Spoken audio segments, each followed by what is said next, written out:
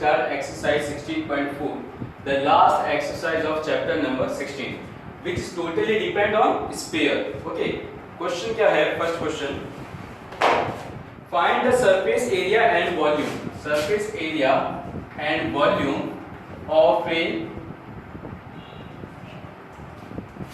sphere whose radius is 1.4. अच्छा, जब आपके पास टोटल होल बोला हो, पूरा बोला हो, उसके अंदर सरफेस एरिया बोलो या टीएसए बोलो, टोटल सरफेस एरिया बोलो, एक ही बात होती है. ठीक है, तो सरफेस एरिया ऑफ स्फीयर क्या होता है? 4 पाई आर स्क्वायर, 4 22/7, आर की वैल्यू 1.4. ओके, कैलकुलेशन कर लेना, you will get your answer. Volume of sphere क्या होता है?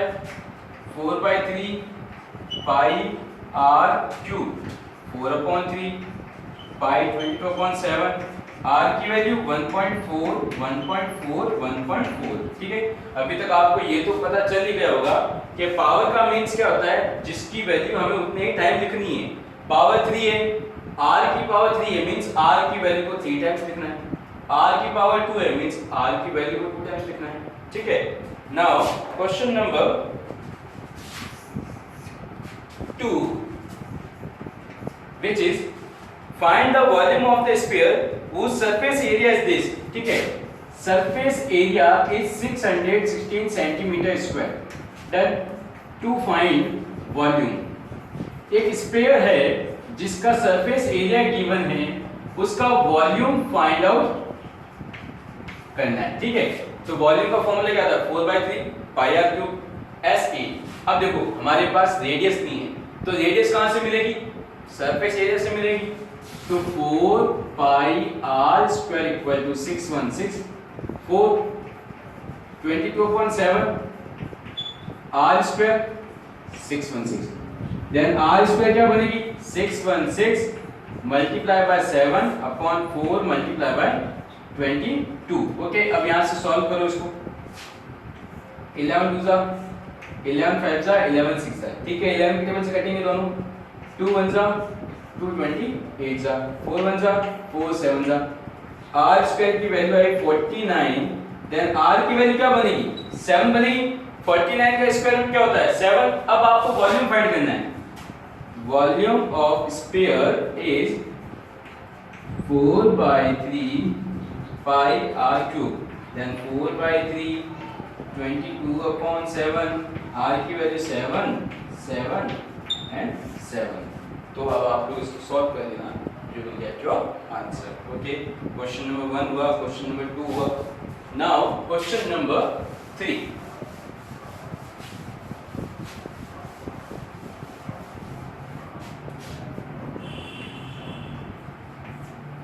Question number 3 is find the surface area and volume of hemisphere.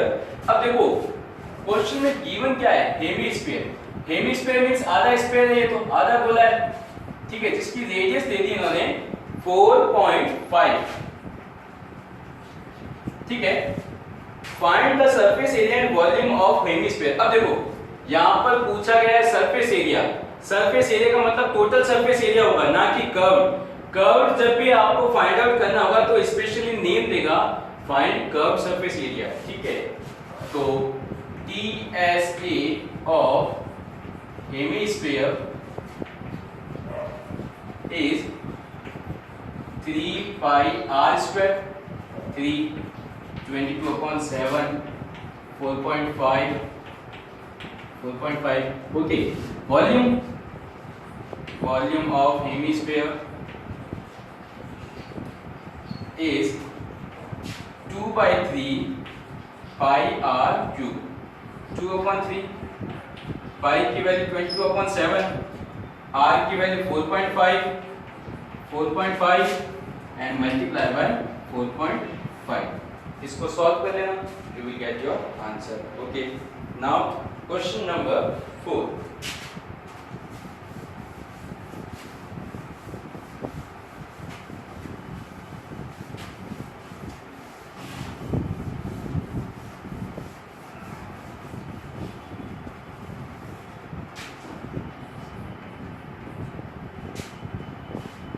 Question number 4 is find the surface area of sphere whose volume of sphere is 38,808 centimeter cube. Okay, to find TSA.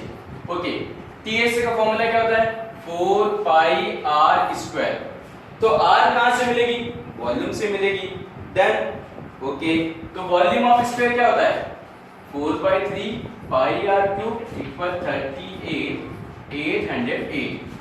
अब देखो 4/3 22/7 r cube equal to 38,808.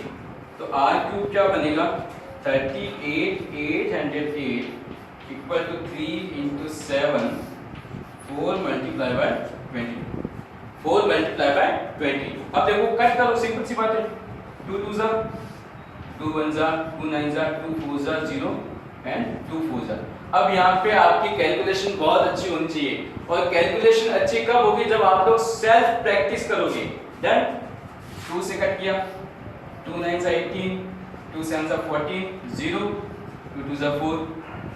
Done. अब 2 11 जा 2 4 जा 8 2 8 जा 16 2 5 जा 10 2 1 जा 2. Okay, अब 11 की टेबल 11 1 जा तो ये आएगा 11 4 जा 44 11 4 जा 40. अच्छा 11 4 जा 44 11 1 जा 11. अब देखो r क्यूब इक्वल टू क्या है 441 मल्टीप्लाई बाय 21. अब बच्चों यहां देखना r क्यूब आया 441 मल्टीप्लाई बाय 21. r क्यूब 441 को हम लिख सकते हैं 21 multiply by 21. Then r cube will be equal to 21 की पावर 3. अब पावर सेम है तो बेस भी इक्वल होगा. तो r की वैल्यू बनी 21. अब TSA of sphere will be 4 pi r square 422/7 r की वैल्यू 21 एंड 21. अब यहां से सिंपल आप कैलकुलेशन कर लो and you will get your answer. Okay, done. Now question number 5. अब क्वेश्चन नंबर 5 बहुत अच्छा है. ये देखो, ये समझने वाला क्वेश्चन है. ये वॉल्यूम का क्वेश्चन है. ये वर्ड देखते ही पता चल रहा है.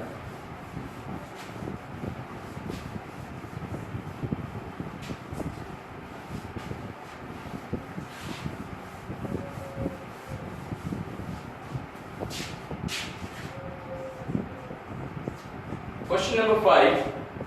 A cylinder is made of lead whose radius is 4 cm and height is 10 cm. अब देखो यहाँ पे वर्ड आया है cylinder. A cylinder is made of lead whose radius is 4 cm. अच्छा, इसको आगे लेते हैं. And height is 10 cm. Done.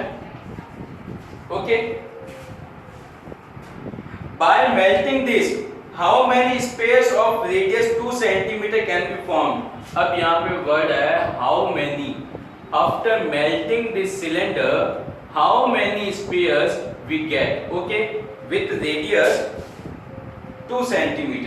अब जो स्फीयर है उसका जो रेडियस है वो है 2 cm. अच्छा, जब भी क्वांटिटी पता लगानी होती है 16.1 में, अब यहाँ पे हमें क्वांटिटी पता लगानी है. ऊपर तो किसका आएगा? जिसका बड़ा पार्ट होता है. ऊपर वॉल्यूम किसका आएगा? जिसका बड़ा पार्ट होता है. और नीचे वॉल्यूम किसका होता है? जिसका बड़ा पार्ट होता है. या ऐसा नहीं तो दूसरा तरीका कैसे समझोगे कि हमें जिसकी क्वांटिटी पता लगानी है उसी का वॉल्यूम नीचे आता है डिनोमिनेटर में. तो देखो number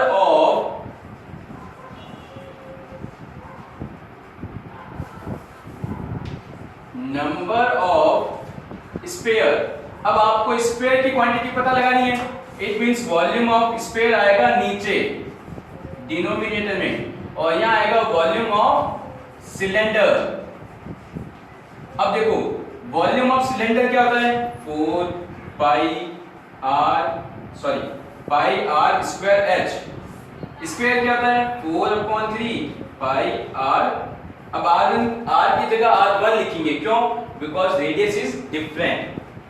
cube 4/3 pi r cube, pi से पाई कट गया, ये 3 ऊपर मल्टीपल में आ जाएगा। तो अब देखो r की वैल्यू 4 मल्टीप्लाई बाय 4, h की वैल्यू 10, ये 3 ऊपर मल्टीप्लाई में आ जाएगा अपॉन r1 क्यूब। r1 कितनी है 2, तो 2 को 3 टाइम्स लिखो, 2 2 जा 2 1 जा 2 2 जा, तो कितना आएंगे टोटल 60 स्क्वायर आएंगे। ठीक है, कितना आएंगे 60 स्क्वायर आएंगे। Got it? आया समझ में? Now question number 6।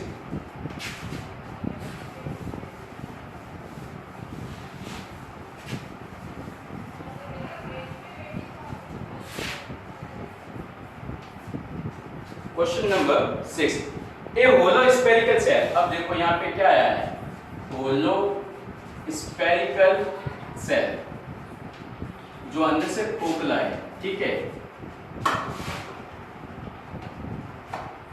ए hollow spherical shell 2 centimetre thick, उसकी जो थिकनेस है वो है 2 centimetre. Then outer radius r1 जो है वो 8 सेंटीमीटर है।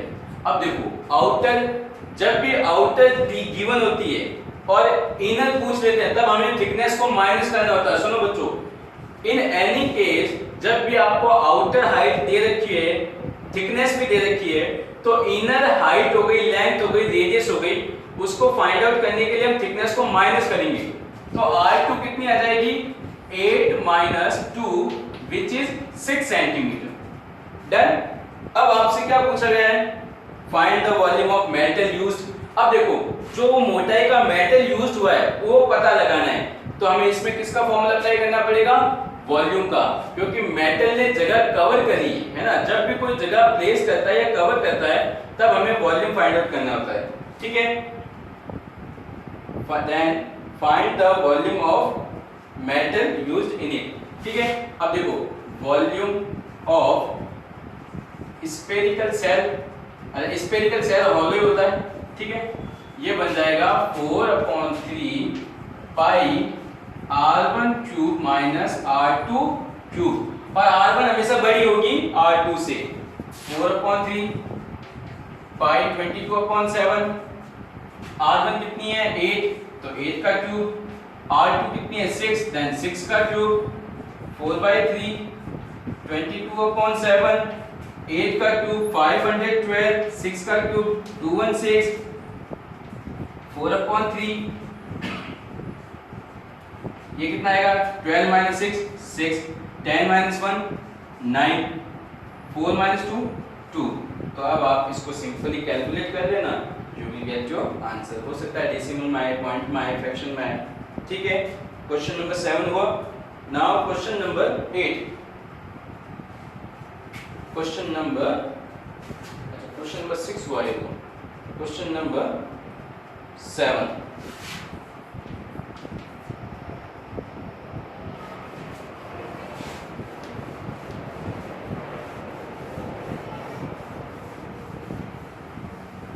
क्वेश्चन नंबर 7 क्या है, how many cones of 3 centimetre, cone of 3 centimetre radius and 6 centimeter height, 6 centimeter height in height are formed by melting a metallic sphere of radius 9 centimeter. Okay, done. अब question क्या देखो, एक sphere है जिसकी radius है 9 centimetre, इसको melt करके आप लोग कितने कोण बना सकते हो, तो कोण की क्वांटिटी पता लगानी है। तो नंबर ऑफ कोण, वॉल्यूम नीचे किसका आएगा, वॉल्यूम ऑफ कोण, इसको r1 दे दो, एंड ऊपर आएगा वॉल्यूम ऑफ स्फीयर। तो वॉल्यूम ऑफ स्फीयर क्या होता है 4/3 पाई r क्यूब, ये 1/3 पाई r स्क्वायर h, यहाँ r1 ले लेते हैं, पाई से पाई कट गया। अब यहाँ देखो 4/3 r क्यूब जो कि 9 है, 9 9 9 1/3 r कितनी है 3 r स्क्वायर h कितना है 6 जो कट हो रहा है कट करो 3 1 जा 3 3 जा ठीक है। अब देखो 4 multiply bye 3 multiply by 9 multiply by 9 upon 3 multiply by 6 3 से 3 बेटा 3 2 जा 3 3 जा 2 1 जा 2 2 जा क्या बना 2 3 9 2 3 जा 6 6 9 जा 54 पॉइंट्स बनेंगे। देन क्वेश्चन 7 तक ये करेंगे। Next 7 question we will do in our next class. Good day.